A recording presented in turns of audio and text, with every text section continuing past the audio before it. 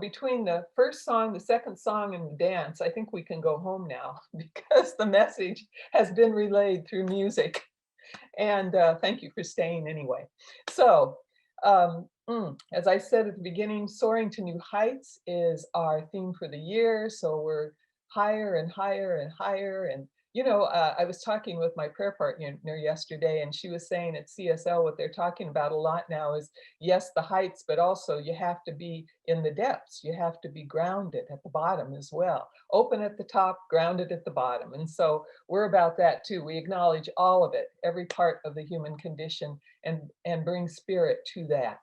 So the monthly theme, which I'm loving actually, is back to our future. When it first came through us, I think it came through Reverend Cindy, actually, the ministers, we vision for these things. And and when it first came through, I'm like, well, that'll be interesting. I wonder what that's all about. I mean, I knew it was going to take us deep, and what's that going to be about? So that today, and last week, I talked a lot about being in the now, and boy, have I had an opportunity to experience that and work with that this past week. So today, the topic is it's calling you. So I'm sitting thinking, well, what's calling? What's calling me? Is it love? Is it peace? Is it joy? Is it service? Is it my purpose? What's calling me? And I think it's all of that. And it's all wrapped into this. Your future you is calling you. Your future you is calling you. Your greatest yet to be is calling you. Now here's here's the thing that's there's kind of a twist to it because the future you is already right where you are. It's not anywhere you have to get to. It's not anything you have to attain. Your future you is your eternal self, or we could say your divine self, your God self, whatever we want to call it. But your future you is that within you that is already whole, perfect, complete in every way, that is already abundant and prosperous, that is already creative and beautiful. Do you think of yourself as beautiful? That you're an expression of God's beauty? You know, the that divine self, that future you is full of joy all the time, no matter what the circumstances are. The future you is pure energy expressing, and the more we open ourselves up to it, the freer that energy is to flow. And I know that Reverend Cindy and Jana, who are facilitators of Dr. Sue Morter's work with this so beautifully, allowing the divine energy that we already are to flow through us easily, unhampered, because there's so much that we have absorbed, and we talk about this a lot. There's so much that we have absorbed in our lives that have told us that we aren't whole, we aren't perfect. That being loved depends on certain things that we do, certain responsibilities that we fulfill in our lives, and that's just not true. Being loved, you are always loved. You are always held in the heart of God. You are always embraced in the infinite. And the kicker is that that is your life. So you can't be separated from it ever, ever, ever. So the calling is to simply be you, to be who you really are. And we can call it your authentic self. We can call it your divine self. We can call it your spiritual self, your higher self. There are different words for it in different traditions. And you are being called to be you. That's the primary call. And when you are being you in all of your fullness, without all of those stories that we tell ourselves, I'm not going to just talk to you, I'm talking to myself as well. All of those old past stories, all of those little knots in consciousness that accumulate over the years, when we just kind of look beyond that and see that we are the perfection of the infinite, that there's nothing we have to fix about ourselves, there's nothing that we have to fix in anyone else. It's so interesting to me. Often I notice that sometimes when I'm talking about experiences in my life or challenges, that there are some people in my life that immediately want to try to fix it, and it can be real subtle. It can be really subtle. Well, if you do this or da da da da, and don't you? I don't know about you, but for me, I just want to be heard. I just want an individual to hear me from that place of high consciousness, and that's enough because I can hear myself talking. I can witness myself. I can see, oh, okay, this is interesting what I'm saying right now, and I can do what I need to do in my spiritual practice. So I'm just saying that to say we don't need fixing, folks. There's nothing wrong with you. There's nothing to be fixed. It's not about accumulating. You don't have to accumulate anything else in your consciousness. See, that's the other thing. That's the trap in the spiritual realm. And even with us metaphysicians and mystic people and mystics and all of that, we can get into that trap, of thinking that we have to be more spiritual, right? That we have to be more loving. And I'm not saying that that's wrong, but I'm saying, how can I say this? It's kind of subtle how I can pray a prayer, even one of our spiritual mind treatments, which is about acknowledging truth. And very subtly in the prayer, I can be praying for something. We don't need to pray for anything. We need to acknowledge who and what we are. We need to acknowledge who and what the person we're praying for is. We need to acknowledge the truth about what's happening in the world. We can get so caught up, can't we, in those appearances in the world. This is a challenging time, beloveds. This is a challenging time because there's so much going on in the world, and there's so much that seems to go against spiritual principles, against the principle of unity, against the principle of love, against the principle of abundance, and we are called out. It's calling us. The world is calling us to be who we are authentically, to be that presence, to be that love, to be that compassion, to be that joy in the midst of everything. Lots of times we forget about joy. Gotta bring the joy in, The joy is a great place to be. I love that Reverend Verona always begins her talks with a joke. She's really good at that. I don't even try. I just try to. I always know something's going to happen during the talk that'll make us laugh. But anyway, the joy is so important. The humor is so important. All of those qualities. We are called to be it in the world. And I know you're probably saying, Reverend Joan, I hear that all the time. I know that's true. Why are you telling me that again? I'm telling us that again, as I'm telling myself again, because we can always go deeper and deeper and deeper. Because, I know for myself, something's calling me continually to go deeper. That Jamie Lewis song that Helen sang, he sang that at my ordination when I was ordained as a minister. That was one of the songs I requested because that's what it's about. Deeper and deeper and deeper. No matter how deep we go, there's more depth. That's the reality. There's nothing that we're ever going to attain. It's a process, it's an evolution, and we just continue to deepen in it.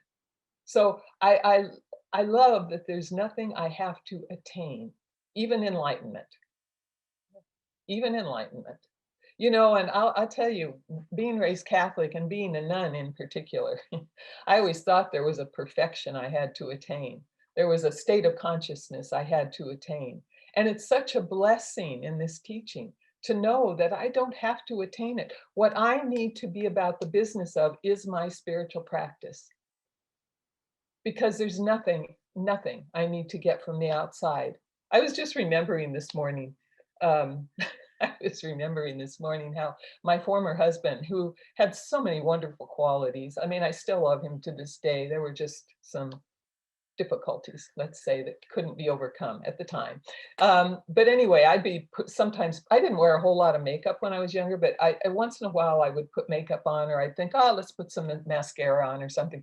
And he would come into the bathroom where I was putting the makeup on, and he'd look at me and he said, well, what are you trying to make up for? Get it? Makeup. What are you trying to make up for? And I was thinking about that this morning and how precious that was of him, that, and that's true of all of us. There's nothing we have to make up for. We are the perfection of the infinite. And so we're called to make a deeper commitment to that. That's what we're called to make the commitment to. And it's always happening, always in process. We're never done. It's like some people say, we aren't like baked goods. We aren't baked yet.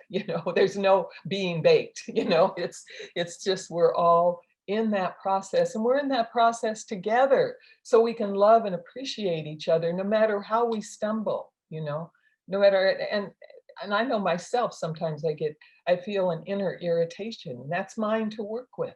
It's nothing about anybody else. It's mine to work with, to see the perfection, to see the beauty, to see the magnificence, no matter what's acting out in front of me. So a question came to me this morning. Is anyone hijacking your life? Is any circumstance hijacking your life? You know?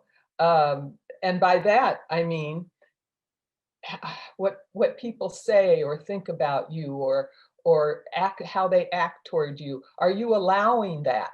Because it can't be hijacked unless you allow it, unlike the human hijacking that takes place. We can't be hijacked unless we allow it. So am I allowing myself? And in the past, I allowed myself a lot to be hijacked by what other people thought about me, but what other people said about me, how other people acted toward me. Oh my God, give me, look at me wrong, and I would be hijacked, and think that I had to conform to someone else's idea of myself. Do you ever think that you have to conform to someone else's idea of yourself? It might be parents, whether they're on this plane of existence or whether they've moved on, still trying to conform to what they want from you. Is it what some authority figure, what you think some authority figure wants of you? Is it what your friends want? Teenagers are known for this, peer pressure. Is it that kind of, do you conform to peer pressure? Or are you being yourself no matter what? So we can be hijacked by letting ourselves react to other people's ideas, opinions, beliefs, actions toward us. Or do you allow circumstances to hijack you? Oh my gosh, this is happening in my life. How am I going to ever get through this? In my latest hijacking attempt has been, oh my God, I'm so busy. There's so much I have to do. How, and that's my ego trying to hijack me and say, come out of this moment of now. You got to deal with all this stuff, you got to make these things happen. So, are there circumstances? Do the conditions of the world hijack you? In other words, do they hijack your consciousness? Do they try to pull you in?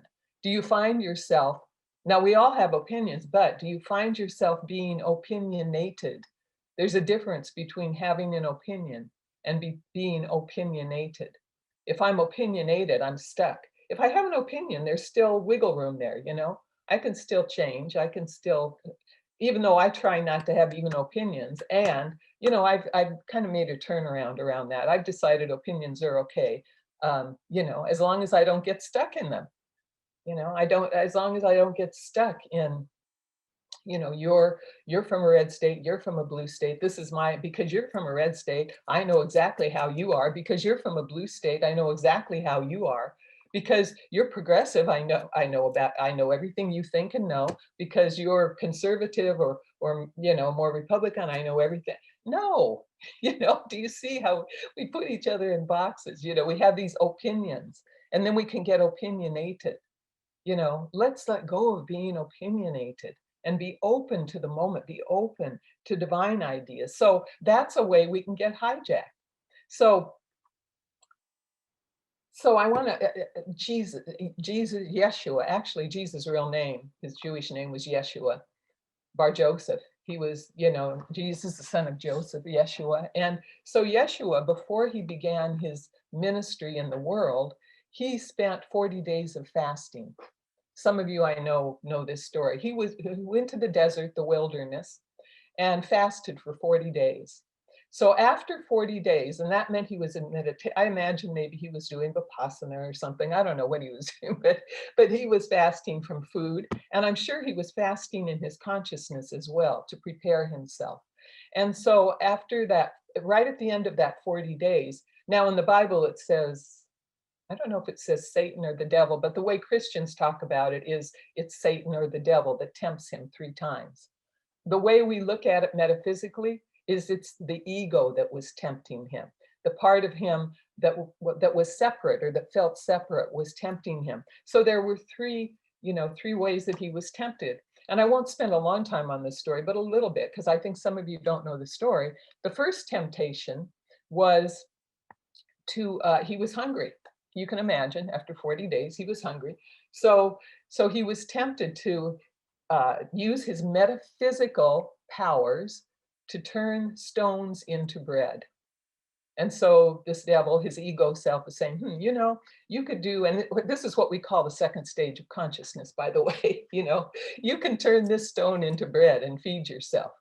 And Jesus is, nope, not going to do that. And then he said, man does not live by bread alone, but by every word that comes from the mouth of God. Now, not that it would have been bad for him to eat something. That wasn't the point. The point was his ego was tempting him to use his power to do this.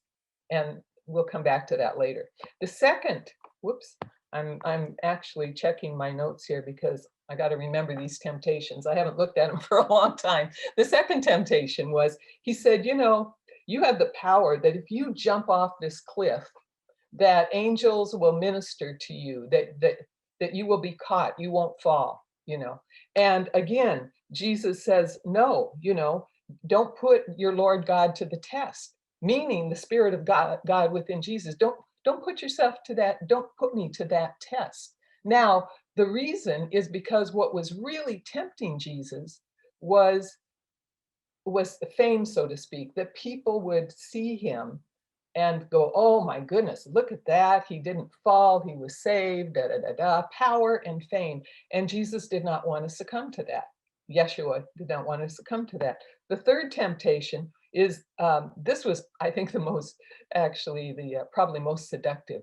The devil takes him up to the high mountain and he shows him all the kingdoms of the world around him and all their glory. And then he says, you will have authority over all of these kingdoms if you will worship me, meaning Yeshua worshiping the devil. This is our ego self saying, you can have all of this fame, all of this power, all of this glory, if you will do it my way. You hear what I'm saying? I mean, we're obviously more sophisticated than feeling that we would worship anything, I mean, except from spirit. But that whole idea and so Yeshua said no to all of these. No, I will not use the law of life, the universal law, for that reason. No, I'm not going to be seduced by the ego. That's interesting that came out. I will not be seduced by the ego in order to feel powerful, to feel appreciated, to feel fame, to be the recipient of fame. I will not be seduced by all of this. Now, why do I tell you this story? Because this is a metaphor for all of our lives. We all get tempted, and there's not, we don't believe in our teaching that there's Satan or a devil. What we do believe is there's a part of us that feels separate, the ego self, and it's the separation that is personified by the devil. It's not any being, any entity. And so we get to look at how is that ego trying to hijack us? How is that ego trying to have its way in our lives? How is it trying to be the master rather than our spirit being the master of the ego? You catch that? Rather than our spirit being the master of the ego. And I tell you right now, and I think you probably all have experienced in your life, when we try to make something happen purely through the ego, it can be really painful, actually. It can be hard. It can be a struggle, because we have to really work at it. Now, let me tell you a different way. When you live by grace, when you surrender yourself, as Jesus had, Yeshua had, he had surrendered to spirit. His whole life was about that. He had surrendered to the God of creation, knowing that what he was surrendering to was himself, his authentic self, his real self, his sacred self. So when you are surrendering, you're not surrendering to what religions tell us is a God outside of us. What it means is I'm giving myself over to that within me that is the wholeness, that is the perfection, that is the completion, that is the beauty, that is the joy, that is the love. And when I give myself over to that, it's so much, I like ease. It's so much easier.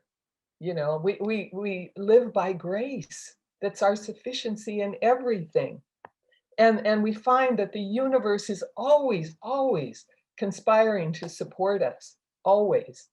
You know, when we focus, when we do it the way of the ego, and we're focusing primarily on the outer conditions, trying to change them, trying to control them, trying to make things happen. And this can even be our spirituality, by the way, trying to make ourselves be more spiritual, more enlightened. You know, when we're coming from that place in consciousness, just allowing the ego to do this, it's like putting the proverbial cart before the horse, really. See, here's what a lot of people don't get. When you focus primarily on spirit and on knowing more and more and more of your divine self, the outer conditions in your life change in a healthy way. They change in a powerful way. They change in a way that brings you joy, that brings you peace, that brings you love. And you might say, well, but there are, you know, I'm on the spiritual path and there are challenges still. Yeah, there are always going to be challenges because the challenges are our opportunities to continue to surrender deeper. My challenge is my opportunity to see where I'm stuck, basically. You know, I get to see where, oh, I bought into some false belief here. That's what the challenge is for. It's simply to bring us more deeply into that awareness of oneness. So the challenge is a gift. Difficult people in our lives, and I know I've said this so many times, difficult people in our lives are our biggest gifts. You know, the ones that love us and, you know, we're getting along with and it's all wonderful and, you know, that's wonderful and we grow with each other. Absolutely. However, in my life, the biggest gifts have been the people that have challenged me the most because they have forced me to grow in consciousness. They have forced me to see where I'm stuck.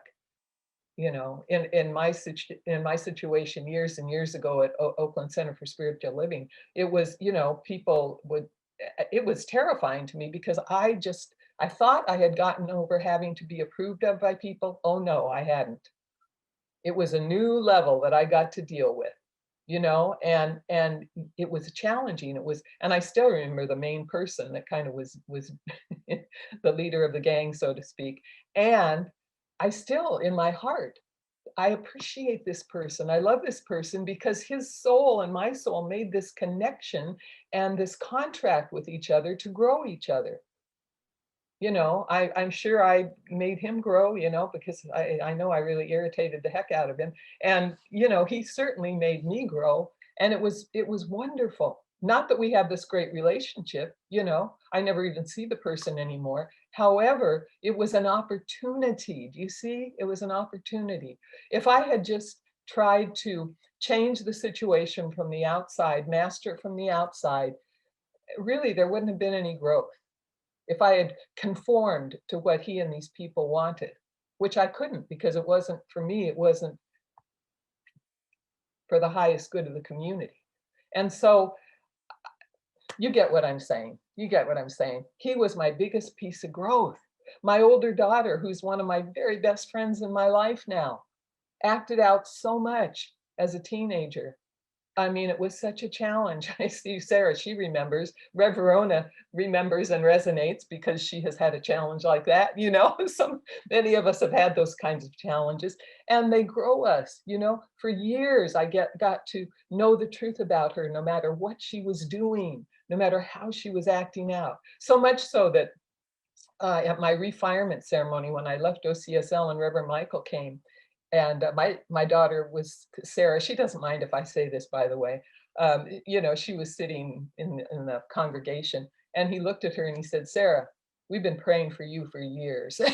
It was like, you know, and here is the answer to the prayer. You know, she's a mother now. She's got her life, you know, she's still working it, and it's beautiful. So, you know, and all of that was, I say this to say all of that was demonstration from the inside out. One great thing about having children, and I know those of you who have children know this, you can't really control them. You know, you can try, but you can't really control them. So it's a great exercise in surrender, in having to give your life over. For me, it was a great exercise in witness consciousness, watching how my daughter's rage brought forth rage in me, and I got to deal with that. You know, I've gone way off the track here. So what I want to go back to now is the cart before the horse thing, you know, so that when we put consciousness first, when you say yes, yes to it, to the call to be your greatest self, you know, you don't, and you might say, well, I don't know what that looks like. Nobody knows. I don't know what it looks like for me either. You know, we just show up in the moment, bringing our highest and best, not trying to do things perfectly, however, attempting to do things with excellence, bringing a spirit of excellence to it. And there's a difference between the two. That's for another talk. But you know, we just bring our best to what we do, and then surrender, let go. It's going to be what it's going to be, you know. Let go of the outcome. Spirit always does its thing. Even quantum physics now is saying consciousness creates form. Consciousness creates form. So to try to play around with the form and make things different on the outside defeats the purpose of life, really. It's about coming within. It's about being that self. And then we are in service to all of life. This is what the world needs. The world needs you. The world needs people who are willing to be their real selves, who are willing to stand in truth, not facts, this fact or that fact, but in truth that never, ever, ever changes.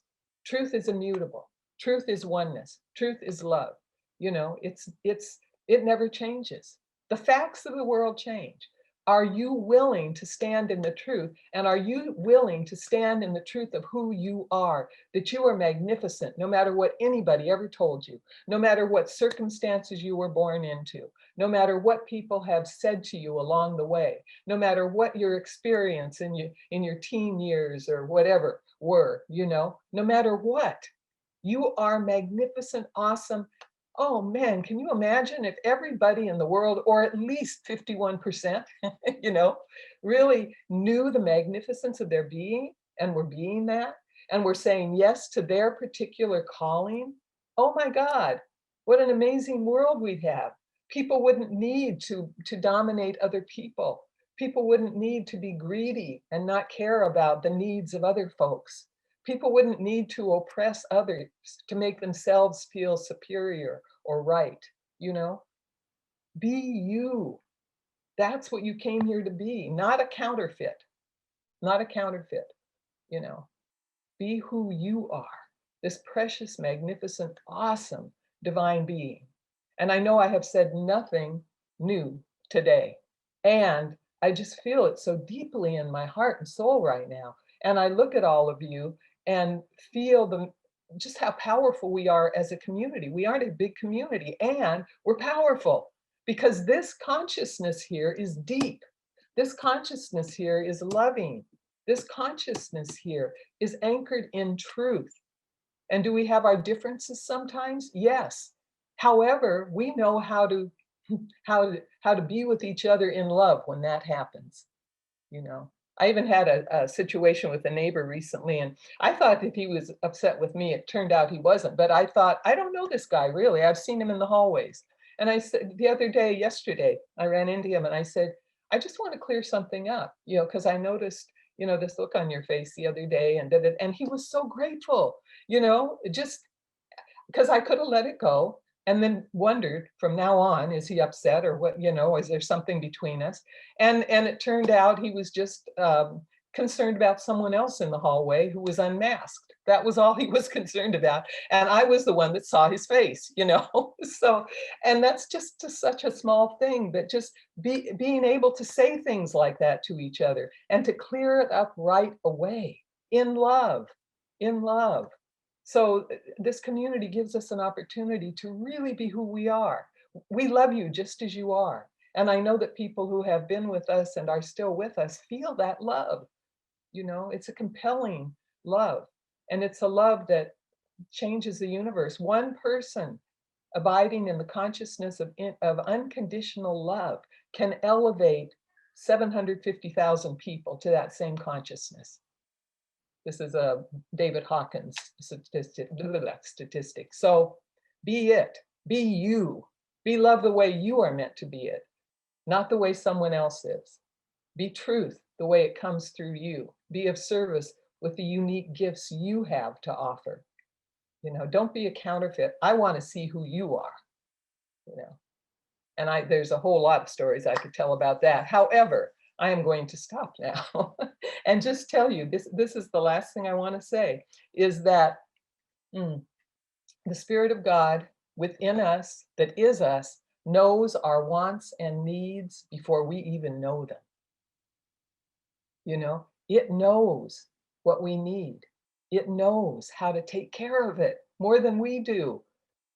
And it does so effortlessly because the law of life just effortlessly acts upon what we know in consciousness. That's the key. That's the key. Love yourself.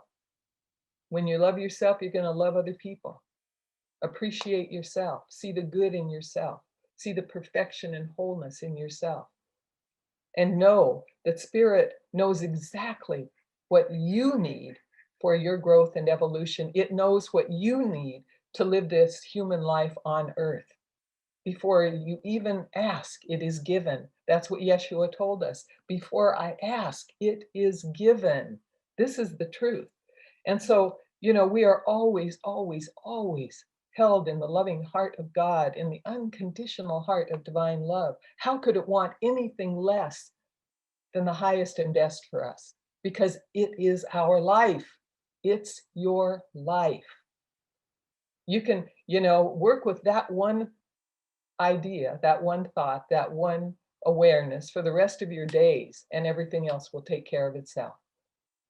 In conclusion, in the words of, again, Yeshua, he's with me today for some reason, you know, seek first the kingdom. And by that, he means the all good within you already. He told us the kingdom's within. Seek that first, and all else is added.